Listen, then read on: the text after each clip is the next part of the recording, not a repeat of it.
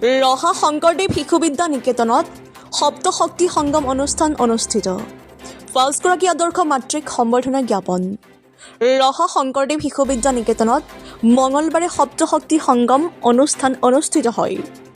বিদ্যাভাৰতী অখিল ভাৰতীয় শিক্ষা সংস্থানৰ সংবদ্ধ শিশু শিক্ষা সমিতি অসমৰ অন্তৰ্ভুক্ত ৰহা শংকৰদেৱ শিশু বিদ্যা নিকেতনত মাতৃসকলৰ বাবে আয়োজিত সপ্তশক্তি সংগম অনুষ্ঠানৰ পুৱা সুধাকণ্ঠ ডক্টৰ ভূপেন হাজৰিকা আৰু হিয়াৰামথু জুবিন গাৰ্গৰ প্ৰতিচ্ছবিৰ সন্মুখত বন্তি প্ৰজ্বলনেৰে শুভাৰম্ভ কৰাৰ লগতে মাতৃভাৰতীৰ সভানেত্ৰী গীতামণি কলিতা ভূঞাৰ সভাপতিত্বত আৰু সম্পাদিকা ৰুবি দেৱীয়ে আগধৰা অনুষ্ঠানত মাতৃভাৰতীৰ সদস্যসকলৰ দ্বাৰা সামূহিক গীত পৰিৱেশন কৰাৰ লগতে নিৰ্দিষ্ট বক্তাৰূপে ৰহা বুনিয়াদী প্ৰশিক্ষণ কেন্দ্ৰৰ প্ৰাক্তন অধ্যক্ষা ডক্টৰ নিৰলা দেৱী, ৰহা উচ্চতৰ মাধ্যমিক বিদ্যালয়ৰ প্ৰাক্তন অধ্যক্ষা বিজয়া গগৈ উপস্থিত থাকি মাতৃসকলক সম্বোধন কৰাৰ পাছত মাতৃসকলে নাট মঞ্চস্থ কৰে।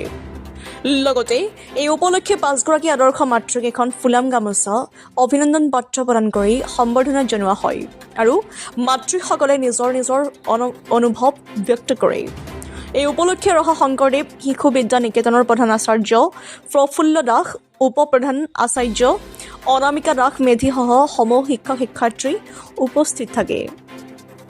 ৰহাৰ পৰা নৱজ্যোতি ৰিপৰ্ট, JNK নিউজ। নমস্কাৰ। হয়, আজি আমি সপ্তশক্তি সংগমৰ জৰিয়তে মাতৃসকলৰ বাবে আয়োজিত এখন সন্মিলন আয়োজন কৰিছিলোঁ। ইয়াৰ উদ্দেশ্য আছিল যে ৰাষ্ট্ৰীয় স্বয়ংসেৱক সংঘৰ শতবৰ্ষৰ উপলক্ষে সমগ্ৰ ভাৰততে এই সপ্তশক্তি সংগম চলি আছে। ইয়াৰ উদ্দেশ্য মহিলাসকলক জাগৃত কৰা, মহিলাৰ যি সপ্ত গুণ আছিল এই সপ্ত গুণ তেওঁলোকক জনাই, তেওঁলোকক জাগৃত কৰি সেই শক্তিৰ আধাৰত সমাজ গঢ়া আৰু দেশক উন্নতিৰ শিখৰলৈ আগবঢ়াই নিয়া, এইটোৱেই মূল উদ্দেশ্য আগত ৰাখি আমি এই সপ্তশক্তি সংগম শীৰ্ষক মাতৃ সন্মিলনখন আহ্বান কৰিছিলোঁ।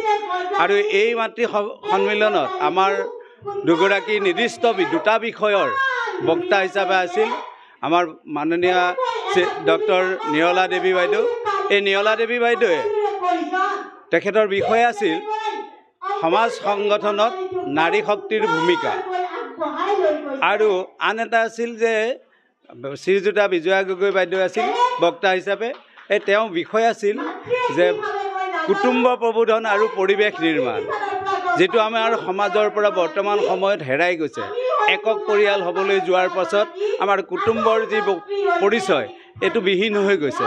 সেইকাৰণে কুটুম্ব প্ৰবোধনত পৰিৱেশ ৰচনাৰ কাৰণে কি কি কৰিব লাগে মাতৃসকলে, সেই সকলোবোৰ জনোৱাৰ কাৰণে মাতৃসকলক সেই নিজৰ যি অন্তৰ্নিহিত শক্তিসমূহক জাগৃত কৰাৰ কাৰণে এই সন্মিলনখন আয়োজন কৰিছিলোঁ।